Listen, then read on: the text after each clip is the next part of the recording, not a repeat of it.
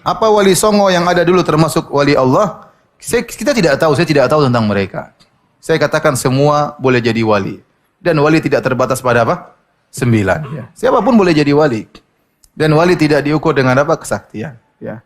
Wali itu bukan stempel yang kita bikin. Wali itu dari Allah Subhanahu wa Ta'ala. Kita hanya bilang secara zahir ini orang soleh. Ini orang soleh. Ya. Tidak ada masalah.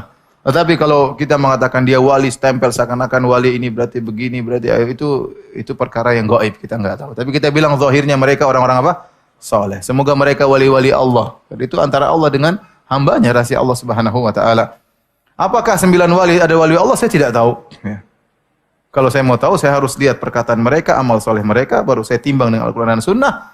Kalau mereka ternyata sesuai dengan Al-Quran dan Sunnah, maka insya Allah mereka wali-wali Allah, orang-orang saleh. Tapi berita sampai kepada kita, apakah bisa kita buktikan keotentikannya? Bahwasanya wali dulu begini-begini. Adapun cerita yang sampai kepada kita, contohnya Sunan Kalijaga. Mau jadi wali bagaimana caranya? Bertapa pinggir kali tidak sholat. Ya tidak? Dalam film kan begitu. Siapa yang dulu? Artisnya siapa? Kan dalam film saya nonton, saya masih kecil dulu. Sunan Kalijaga bagaimana jadi wali? Dia pergi ke pinggir kali, kemudian dia bertapa kan? Bertapa sampai badannya penuh dengan lumut.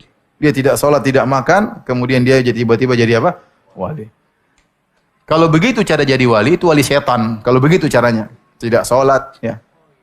Itu wali setan. Tapi saya tidak benar. Saya tidak pernah membenarkan cerita itu. Kalau ada yang bilang ceritanya benar, saya bilang mana dalilnya? Sebutkan sanad Anda.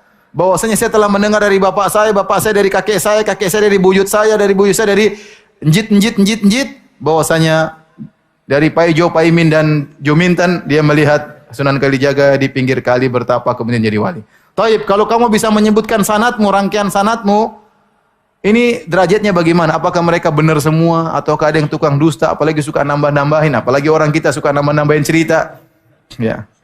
Ya makanya enggak bisa kita benarkan berita tersebut. Ini yang nulis siapa? Yang nulis siapa? Saya dulu pernah ada seorang profesor namanya profesor di kawan juga di UGM, dia punya buku tentang Wali Songo. Kemudian panitia minta saya nemani dia untuk menceritakan isi bukunya karena bukunya laris waktu itu, zaman tahun 2000-an atau 99. Saya bilang, "Aduh, saya nggak bisa."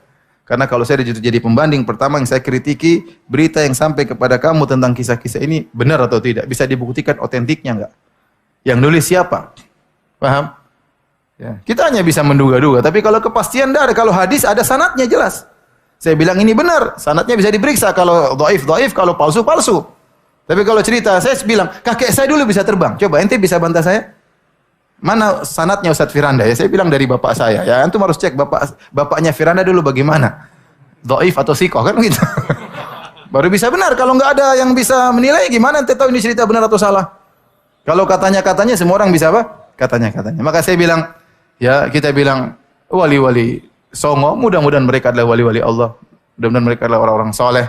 Tapi kalau memastikan saya tidak tahu karena saya tidak tahu berita yang otentik yang sampai kepada saya. Kalau ada kita bisa nilai orang ini. Kalau ada, dan namun kita ingatkan wali tidak harus maksum.